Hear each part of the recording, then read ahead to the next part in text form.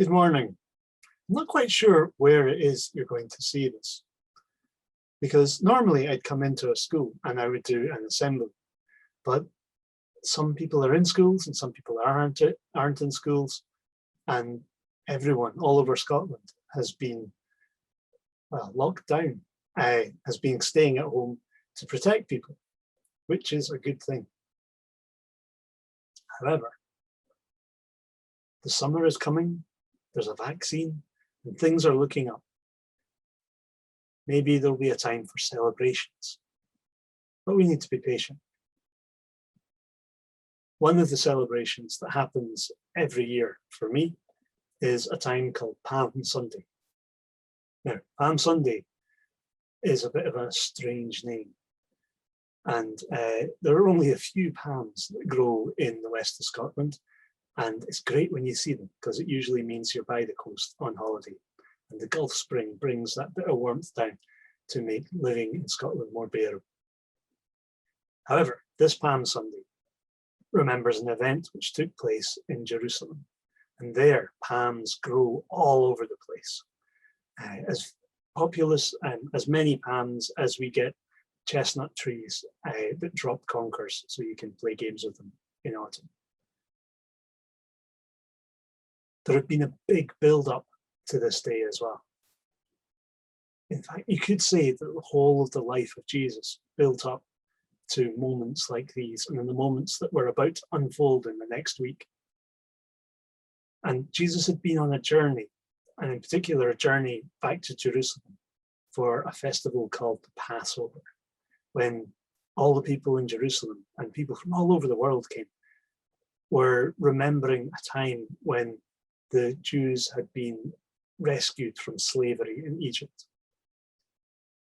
Now, Jesus had been getting a bit of a following, and some of it was a bit scary sometimes, and no one was really quite sure what was going to happen, because the religious authorities, they were kind of against him, and everyone was worried what they would do.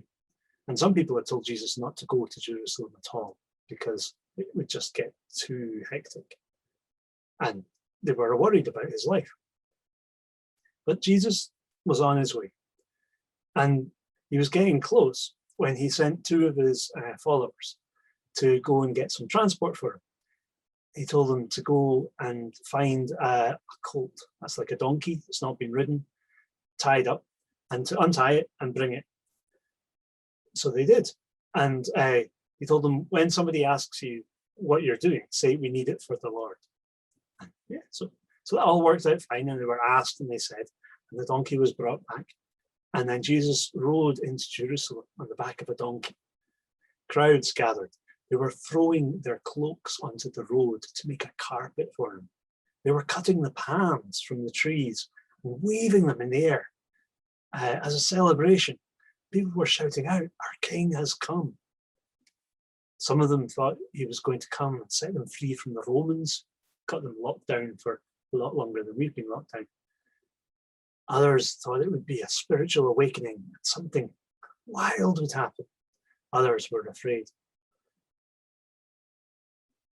But what was the significance of Jesus's entry into Jerusalem? Maybe you can get a glimpse of it if you look at another bit of history.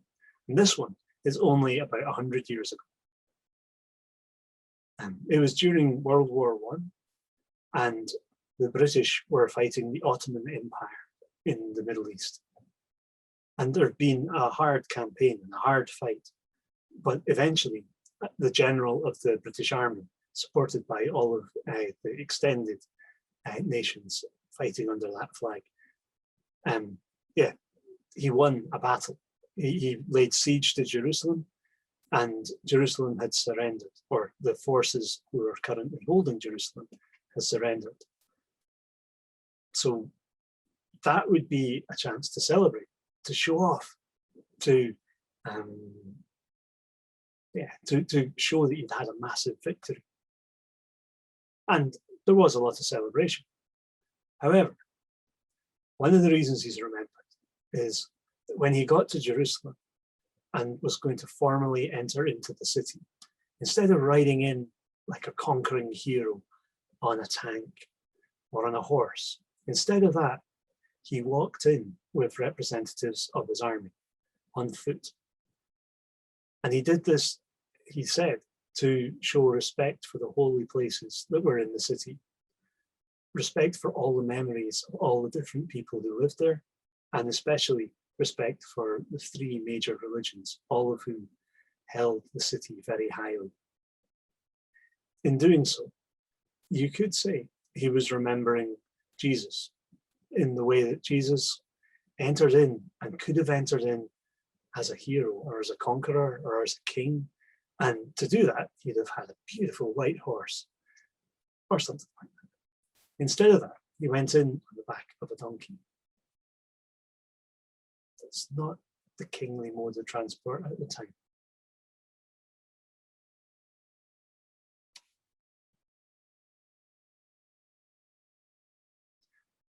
So what will you do with this? You have many choices. Palm Sunday is close to the start of the school holidays. They're not going to be normal holidays, but they're going to be a break, and they're going to be a change. We can go outside, we can exercise, we can play in sports again. The temptation might be to go wild and do crazy things. Now, there's a whole load more to the history of Jerusalem and to the story of General Allenby. There's also a whole load more to the story of Jesus and what happened after he entered Jerusalem that week. You can explore this in your own time and with the help of your teachers. But what are you going to do this weekend?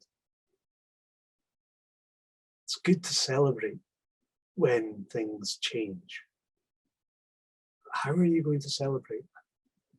How can you be thankful for the good things, but in a way which doesn't lead to bad things?